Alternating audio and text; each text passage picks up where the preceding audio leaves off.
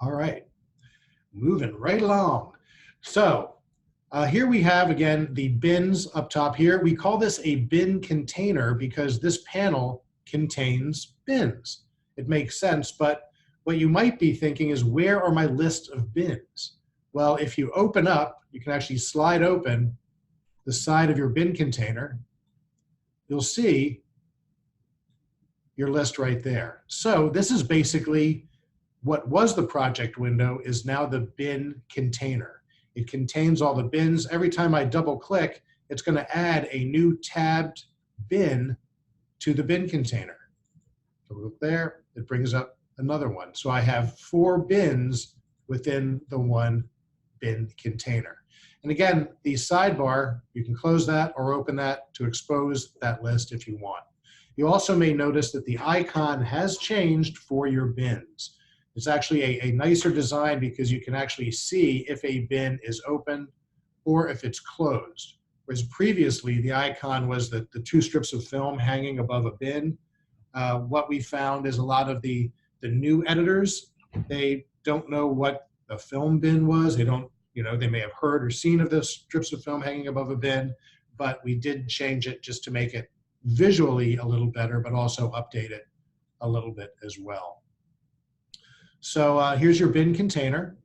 Now, I'm working on one display. I'm working on a laptop, and I can go in and customize my layout that I want here. But just like being able to float a single bin, I can grab the bin container. You'll see your vertical title here. That's the bin container. If I click in the composer window, that lights up. If I click in the timeline, the vertical title lights up here to show me which window is active. Now, if I grab the title bar for the bin container and I pull that out, what happens is, because it's a paneled UI, the source record window now fills the entire screen. So now the bin container is floating, but just imagine, again, I'm on one display, that your bin container takes up the entire bin monitor. You have 2 monitors set up.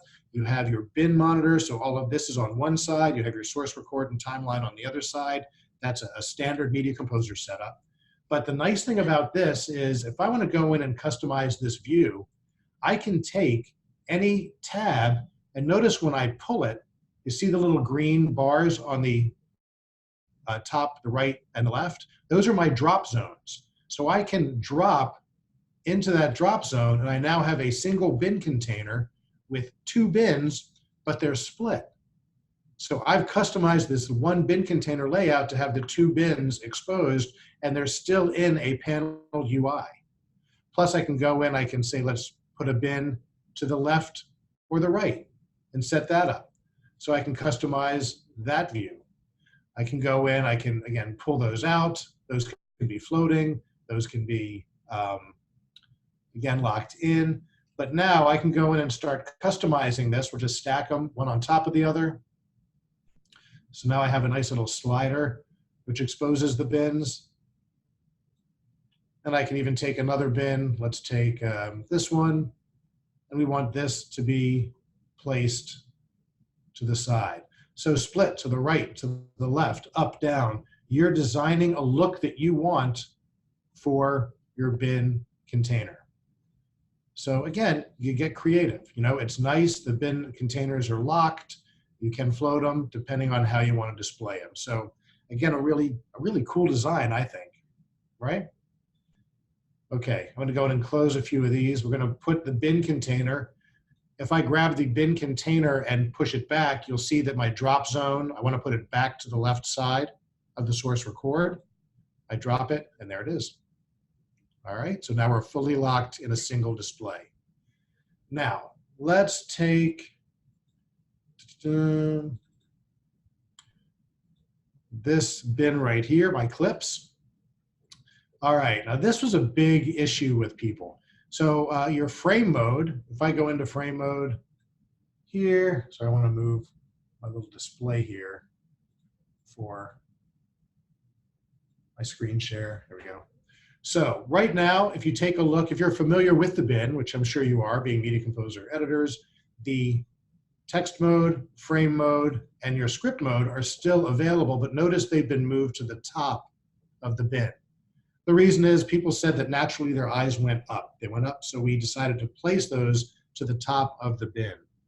Now, those tend to collapse when you close your bin. Now notice what happens to those icons is they drop down into a single button, but if I select it, I can go in and now still switch between my different displays without having to reopen the entire bin. Again, a nice little design there with the bin itself. And also, when you want to go in and change the size of your frames, there now is a slider to change those. Ooh, nice. The nice thing about that is it's very familiar to new editors, because to go into photos, to go into documents, Excel spreadsheets, or Word, there's a slider to change the size now. So you still have Control L or Command L and Command K and Control K to make them large and small, but the little slider is a more intuitive way to go in and change those. Great. Now, looking at my bin, I am in frame mode. I have clips all over the bin. You know, the bin is actually larger than what I'm visually seeing right here. Now, we've designed a really cool tool here called the bin map. And if I right click in the bin and say show my bin map, what I get is a representation. That is a actual a landscape view of my entire bin. And this little white area is showing me, the little white outline is showing me the region that I'm actually seeing right here. I can grab that and move it around the bin. Oh, look, there's a clip over here. There's a couple down, a few down there. So just like a video game or a map, I'm going in and visually seeing what that bin is, or what is in that bin. So a really cool little way to view that.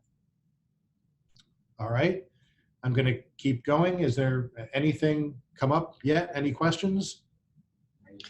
There's one question there, Michael, from Alex, that asks, how does it work with dual or tri-screen? You may have answered that during the demo, but. Yes, if you have a dual screen, I haven't tried it with 3, but what will happen is if I go down here and show displays, I am on 2 displays, but I'm not going to change it because I'm mirroring to my 65-inch.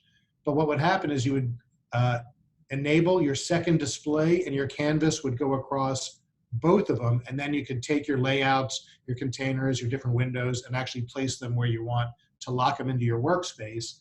And then you would simply go to that workspace here and say save that or create a new workspace, and then your layout would be saved.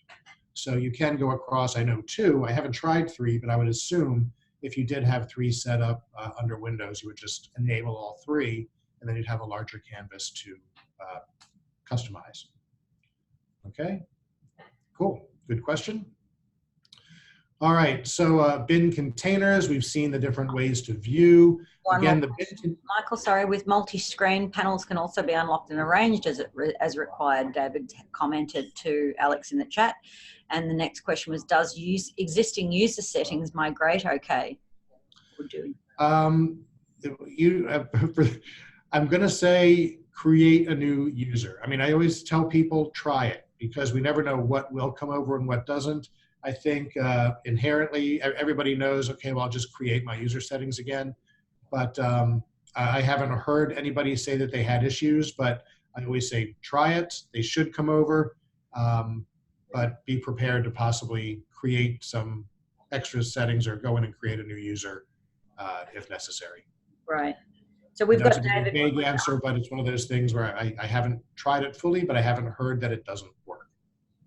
Great, thank you. We've got David Woodward answering some of the questions live in the chat, so I'll keep an eye on that, and I think that most of them will be answered as we go through, but I'll keep a note as we go.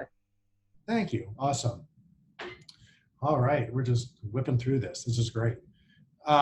So again, bins. The interesting thing about the design of the new Media Composer also, and this goes right to having multiple displays, is if you decide to have a bin container, I'm going to go under File and say New Bin Container.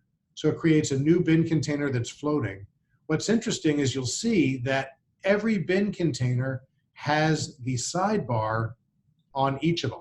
And when we were first looking at this, or when I first looked at it, I was like, well, that seems pretty redundant to have the same list. I mean, I can't have two bins open, one in each bin container. But the interesting thing in the way that this was designed was, if you have a bin that's floating and it may be on another monitor or maybe in another area, you know, you could have that bin container with the sidebar closed. But if it's open, I don't have to keep going back all the way over here to open a bin and then bring it back over. I can simply come in, double click, and then it opens that bin in that container. So just for the sake of having to move back and forth and try to go between bins or across different areas, now I understand why the sidebar is available. Say available because you can hide it or open it at will. So again, a nice little design there. So Michael, Ken's asked whether the bin container setups are project-based or user-based. Hey Ken, by the way. The bin container is set up by the user, I believe, and it's saved as a workspace. So if you save the workspace, it'll save the setup that you have. The bin container also, if you want to, any of the tools that come up that are floating or you do want to dock, they don't have to go in between. So right now, if I place this, that light area is where that second bin container will go. If I hold down a modifier, I'm on a Mac, so if I hold down Option and then slide to the actual tab right here, I now have tabbed bin containers. So you can have tools and bin containers that are actually stacked inside of panels as well. So again, another interesting design. You can pull that out, you can float that, or you can tab it.